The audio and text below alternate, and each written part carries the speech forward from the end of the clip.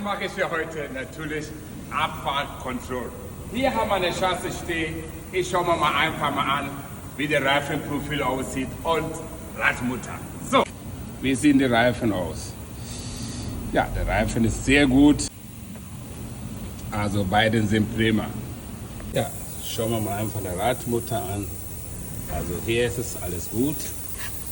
Guck mal das zweite. So, schauen wir mal einfach mal auch hier an. Ist alles in Ordnung. So, wir gehen mal die dritte. Ja.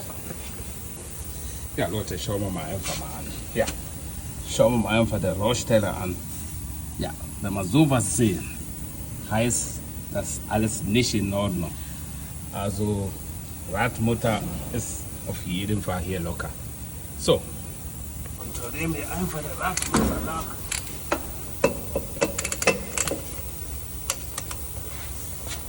Ja. Oh, ja. So. Und auch hier, wo die Rohrspuren sind. Ja, Leute. Oh nein. So. Und dann hier nochmal. Oh.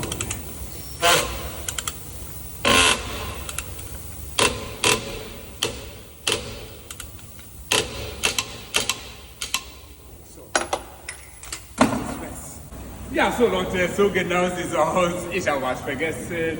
Ich habe euch lieb.